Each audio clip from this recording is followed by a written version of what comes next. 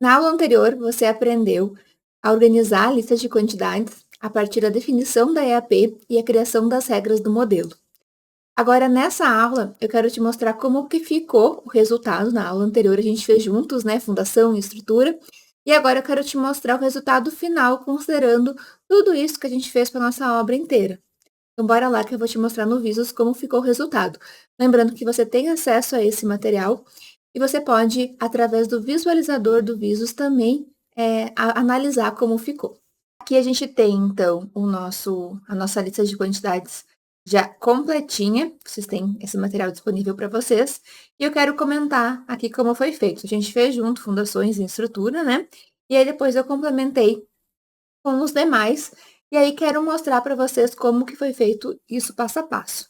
Então, a maioria da nossa EAP, elas foram criadas através de parâmetros, né? Então, se eu vim aqui em configurações, a gente utilizou EAP1, EAP2, nem teve EAP3, tá? A gente utilizou esse conceito. Só que no caso, por exemplo, de locação de obra e de impermeabilização, quando fica em itálico, né, o nome da EAP, significa que eu criei ela manualmente. E por que eu criei ela manualmente? Foi criado manualmente porque o objeto BIM que eu vou estar utilizando aqui para fazer a quantificação da locação, por exemplo, foi o contrapiso. E o contrapiso, ele está aqui, né? E aí, se eu for lá nas regras do modelo e for em laje contrapiso,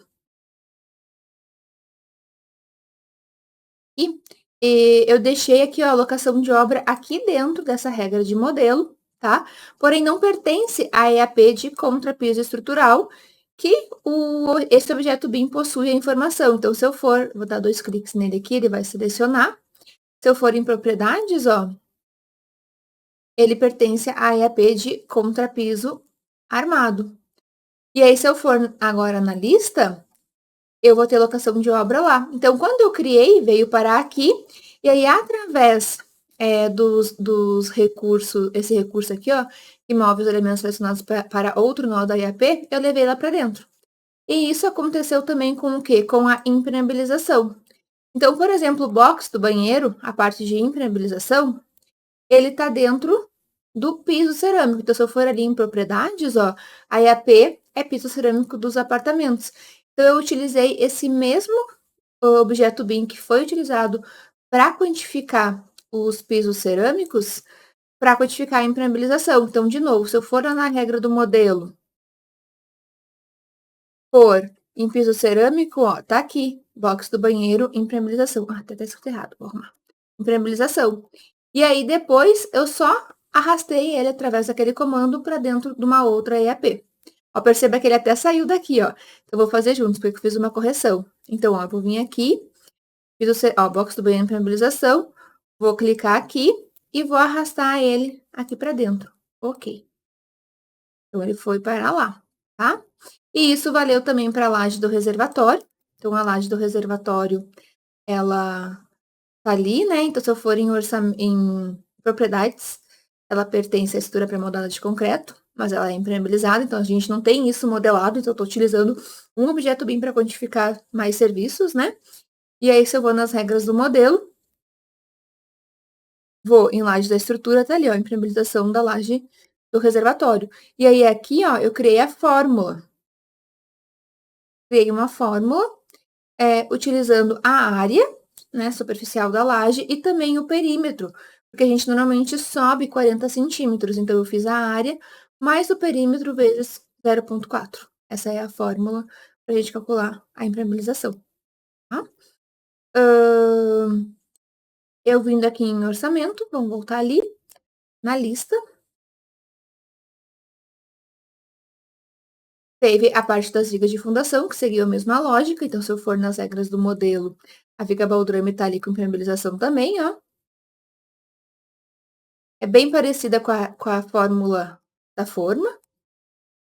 Ó, a diferença é que nesse caso, a gente também impermeabiliza a altura e a parte de cima, né? Então, eu considerei a base também.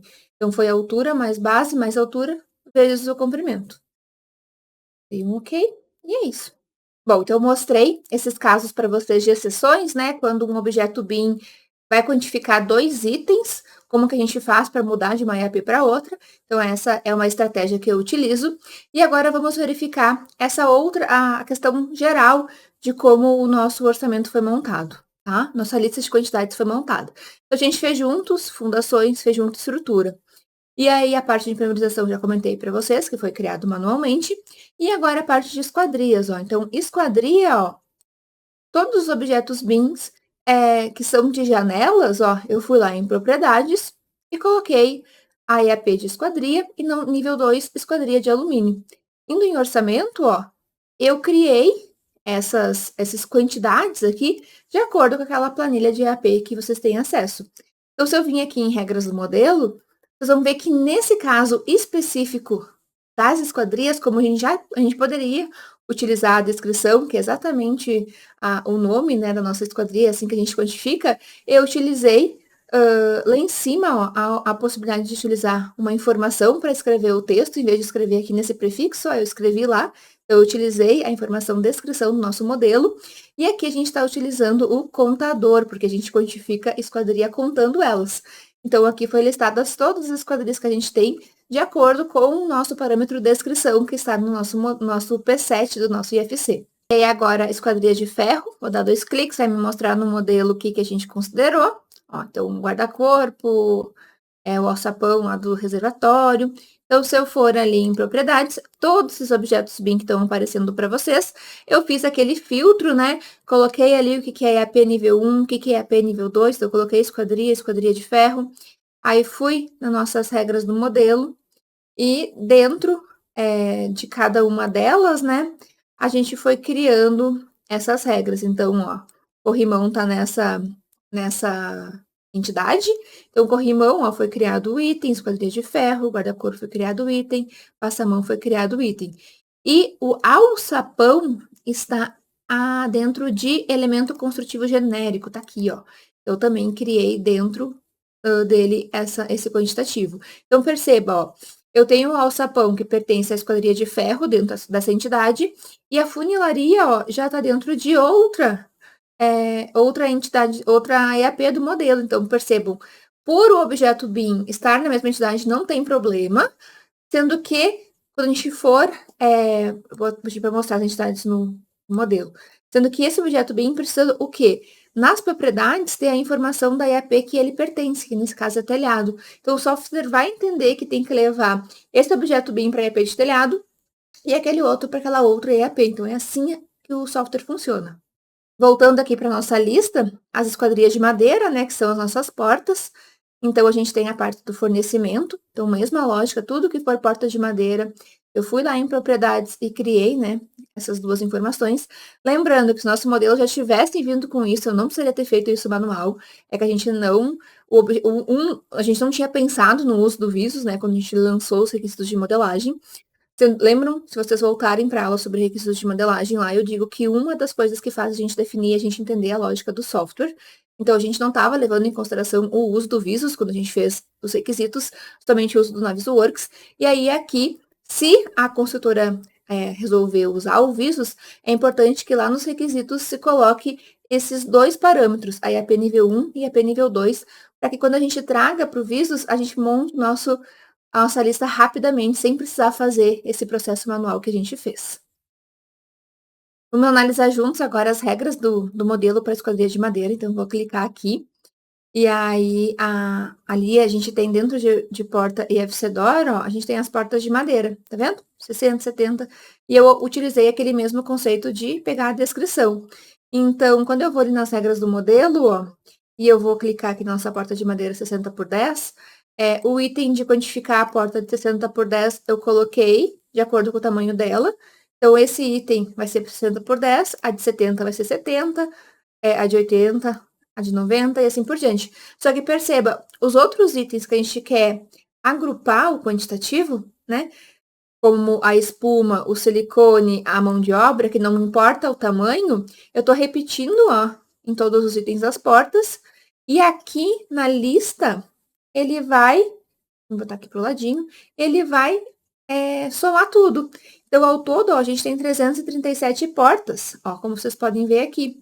E a gente colocou esse quantitativo dentro da regra do modelo, em cada porta, e aqui na lista ele entende que está na mesma EAP, entende que é a mesma descrição, né? Então, ele vai acabar somando os valores aqui. Ele não vai estar separando por porta, porque a descrição, a semântica, né, o português que a gente considerou é o mesmo. Então, ele acaba somando. Bom, na cobertura a gente tem o telhado, né? Então, o telhado faz parte dos objetos BIM da funilaria, da telha e tudo mais. Então, se eu abrir aqui, a gente vai ter fornecimento da chapa de funilaria, estrutura de madeira e a telha. Revestimento interno de parede, então aqui a gente já começa com a parte mais de acabamentos, né, da nossa obra.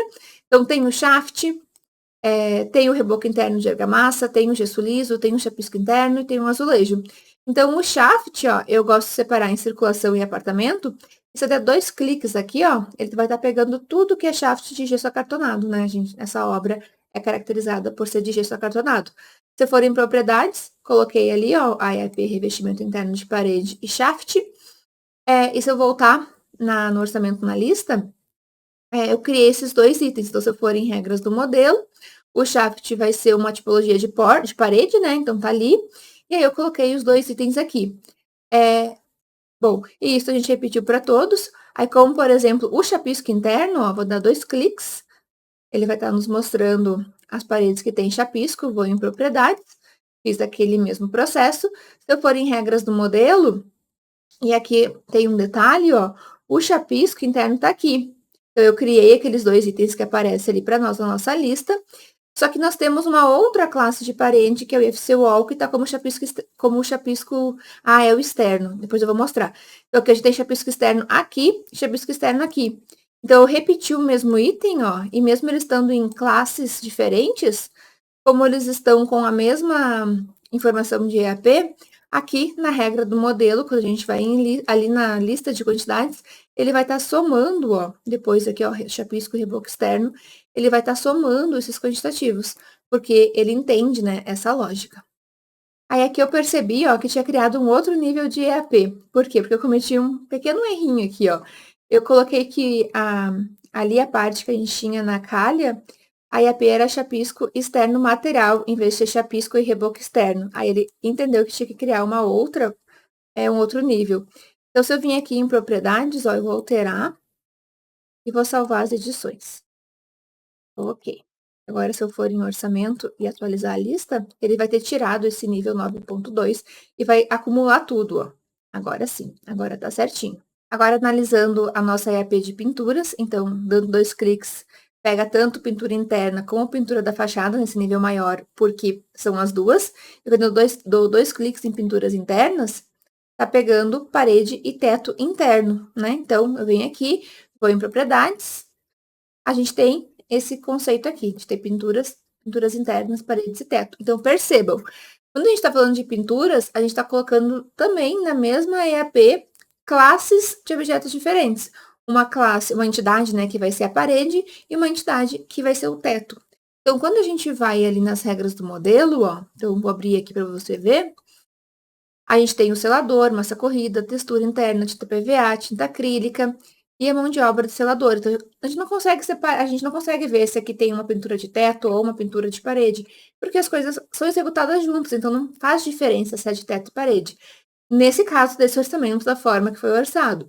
Se essa construtora separa o preço de teto da parede, aí tudo bem. Mas nesse caso, não era separado. Então, quando eu vou em regras do modelo lá, a gente vai perceber. A gente vai perceber e dentro de parede, né, a gente tem cadê a nossa parede aqui? Parede FC Wall. A gente tem a nossa pintura interna branca, ó. Então, coloquei todos os itens ali de acordo com a tipologia dela, tá? E aí, se a gente for agora no nosso IFC Slab, nossa laje, ó, nós também temos o quê? A nossa EFC Covering, peraí, é o forro. Aqui. A gente tem a pintura do teto e o forro. Então, nesses casos aqui, a gente também colocou a nossa IAP de pintura, certo? E outra coisa que a gente deveria ter colocado também, é nesse forro dos apartamentos ter colocado a pintura também. Por quê? Porque esse objeto BIM, ó, ele representa tanto o gesso como a pintura do teto. Então, eu deveria ter colocado aqui as pinturas, vou fazer com você, e ter passado manualmente para nossa EAP de pintura. Então, vamos fazer isso. Então, como é que eu vou fazer? Eu vou vir aqui e eu vou copiar os itens para dentro do, do forro. Então, só que a gente não tem no forro de gesso textura. Então, eu vou copiar de uma pintura interna sem textura. Então, a tipologia que a gente tem no teto é essa aqui, selador, tinta PVA, esses complementos, ó. Então, eu vou vir assim, ó, copiar regra para. E aí, eu vou vir aqui, vou achar o IFC Cover, que é o do nosso revestimento de teto, né? Aqui, vou copiar, ok? E vou fazer a mesma coisa para o de baixo. Vou copiar. Voltando lá, então, ao voltar, depois que a gente copiou, ele substituiu o que a gente já tinha. A gente tem que adicionar aqueles itens de forro. Então, eu vou abrir aqui a nossa EAP para verificar quais eram os itens e adicionar eles aqui novamente. Eu estou com a EAP aberta aqui, vamos achar o forro. Então, a gente tem que adicionar esses 3 itens aqui. Então, forro, material, fornecimento, placa. Eu vou vir aqui, vou adicionar aqui. Nós vamos utilizar a área, né? A tibinha área. E, beleza? E aqui é o gesso do apartamento. Então, o item que a gente vai colocar é do apartamento. Então, instalação dos forros do apartamento. Eu vou adicionar mais um. E aqui, área.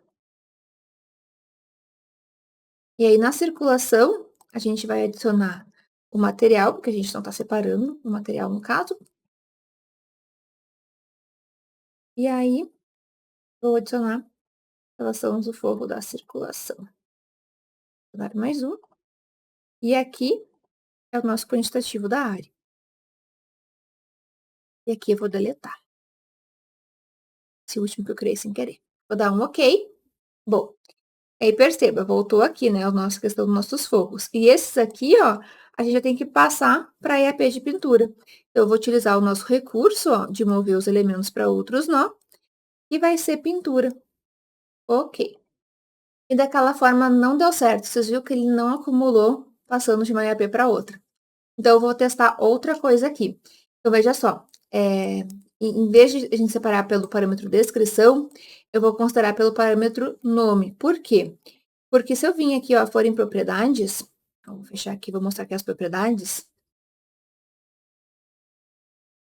Nós vamos ter nos forros de gesso o conceito de parede sistema, né? Que a gente tem materiais separados, ó, de pintura e de gesso. Então, eu vou organizar a nossa regra através desse conceito. Ó, gesso, que daí é para o forro, e pintura, que é para pintura. E aí, vou vir aqui, gesso acartonado. Aí, no gesso acartonado, eu vou colocar os nossos itens, que são esses 3 itens aqui. Foi bom acontecer isso para eu ensinar isso para vocês também. Então, forro material, aí aqui, instalação forros do apartamento. Adicionar mais um da circulação. Só que daí aqui a gente vai ter que considerar uma condição, porque essa aqui é só para os apartamentos e essa aqui é só para a circulação. Eu vou colocar aqui a área, o quantitativo sempre vai ser a área. E aí aqui no filtro, ó, eu vou colocar uma condição, ó, que é somente para os objetos BIM. Na descrição contém apartamento.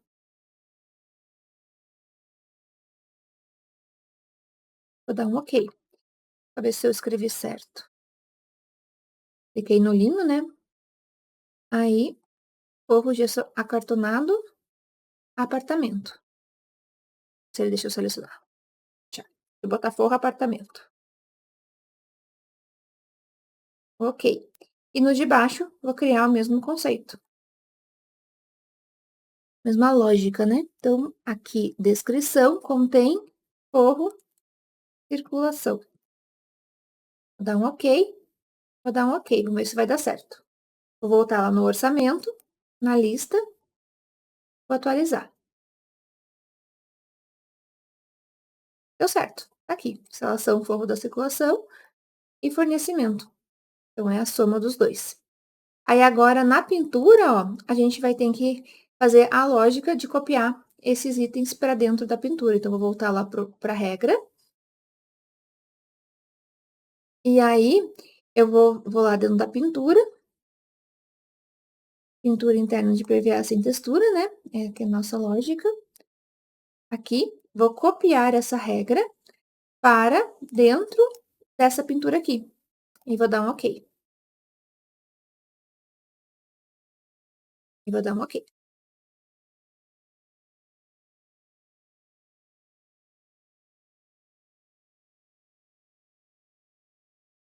Aí, vamos atualizar.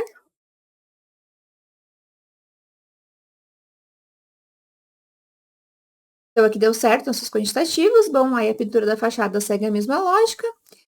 Temos a parte dos pisos. Então, se eu dar 2 cliques aqui nos pisos, nós vamos ter todos os pisos, tanto dos apartamentos como da circulação. E, por fim, rodapé e soleiras. Deixa eu só. Então, assim ficou a nossa lista de quantidades, passando uma revisão bem geral de como foi montada ela, certo? Então, vamos entender nosso próximo passo, que é a associação com o orçamento.